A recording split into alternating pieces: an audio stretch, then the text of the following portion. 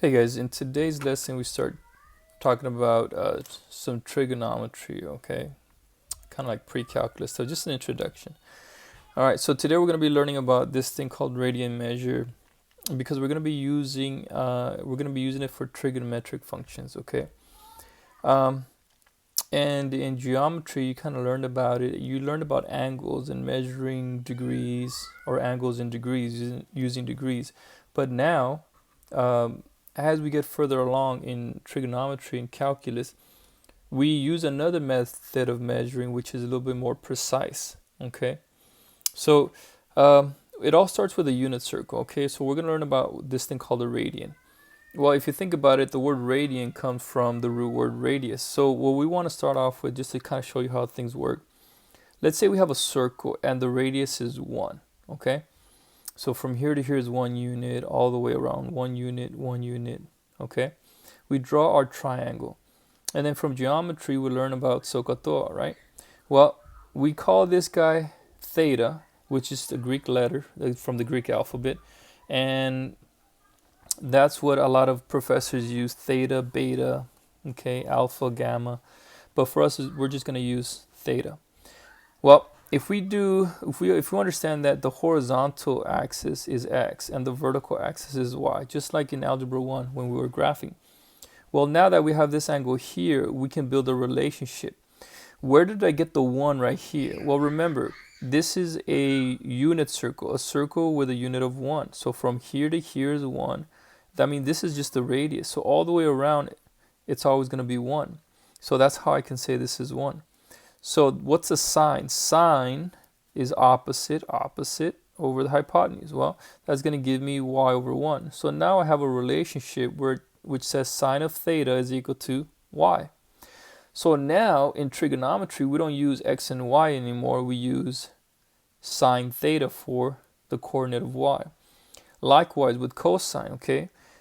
Cosine is adjacent over hypotenuse. So cosine is x over 1. So now we have a relationship between x and y. We no longer call it x and y. So remember we used to say x comma y, right, in Algebra 1? Well, now that shifts, okay? That's going to be called, now instead of x, we're going to use cosine. And we're going to use sine of theta, all right? And then we'll get into tangent as well, all right? Tangent, actually we can just do that as well here. So tangent is opposite over adjacent. Y over x. Y over x. Well, what's your y? Well, it's sine. And what's your x? It's cosine. So it's sine divided by cosine, okay? So now we're going to go ahead and continue further. Now we're going to develop this thing called the radian, okay? So what is the radian? If you can see that it comes from the root word radius, okay? And that's why we use it, okay? Now, technically, this is what it means. It's defined as the angle formed by subtending the radius of a circle onto its arc length. So essentially what's happening, guys, this is called 1 radian. Well, what did I do? Well, check it out. All I did is you take this radius, this distance here, okay, pretend it's a string, and then you wrap it around here. Okay, this side here, and then wherever it stops, okay, you connect it again, and that forms 1 radian. Okay, so this thing here is called 1 radian. Okay, now something important about radian is unitless. Okay, that means it's not like, you have 3 feet, 3 inches, 4 kilometers. When we say radian, it doesn't have a unit of measure, okay, like we would do kilometers or seconds or feet. It's just a radian, okay? So the other thing, and we'll just hold off and continue talking about that. So how do you make a relationship? Because what we're going to be doing, we're going to changing degrees into radians. Well, if you notice, the circumference of a circle, okay, from geometry, it's 2 pi r, right? 2 pi times the radius. Well, we know that the radius of this circle is 1. So that means we end up with 2 pi. Well, circumference means the outside of the circle going all the way around. Well, how many degrees is going around the circle? Well, it's 360. Well, if we divide that in half, we have 180 degrees is equal to pi. Well, this is a relationship, okay? This is a relationship that we're going to use in order to change the degrees into radians. And what do we call this? We call this pi radians, okay? So just as an introduction, we're just going to go ahead and learn how to change these degrees into radians. So if you notice, this is what we start off, 30 degrees, okay? So whatever I want to get rid of, I want to put it on the bottom. I want to get rid of degrees on the bottom, and I want radians on the top. Okay, and radians is in the, usually it's in, you'll see pi with it, okay? So how do we do that? Before I multiply, I want to simplify. So these, the 0 and the degrees are going to cancel out, okay? And I'll just continue from here just to give you a better explanation. So now we have 3 pi over 18. Well, can we divide anything? Absolutely. We can divide the top and the bottom by 3. We end up with pi over 6. So what is this called? We say we have pi over 6 radians, okay? So we just changed 30 degrees into radians, and that's it. That's all I want you guys to be able to understand and do. Let's do another one, 45 degrees. Okay, we want to get rid of the degrees on the bottom. So degrees, 180 degrees is, okay, has 1 pi. So now we know, let's see here, the degrees are going to cancel out. Now we're left with 45 pi over 180. Now we want to see what goes into both of them. So we're going to divide, looks like 5. 45 divided by 5. Let me just write it out here. Okay, that's going to give you 9. 9 pi. And then 180 divided by 5, was that 30, 15, looks like it's 6. Okay, and we can continue to simplify it. Okay, divided by what? 9 again, divided by 9. And that gives us pi over 4. So 45 degrees is the same thing as writing pi over 4. Okay, pi over 4. So let's go ahead and continue, see if we can do a few more of these. And that's all I want us to be able to understand. 90 degrees, okay. Can we write that as in radians? Yes, we can. So let's go ahead and, I like to do it this way. A lot of times chemistry professors, they do the same thing because you have to transfer units, convert them into other units of measure. 90 degrees, okay, so I want to change that into radians, okay. So I want to get rid of degrees, so 180 degrees on the bottom, pi radians on the top. And what happens, the 0 and the degree cancel out, and we're left with 9 pi over 18. We can continue to simplify that out, divide the top and the bottom by 9, and that's going to give us pi over 2. Good, so 90 degrees is the same thing as pi over 2. What about 210 degrees? Same thing. You guys can pause the video, see if you guys can figure it out on your own. But we have 180 degrees on the bottom. We got pi radians on the top.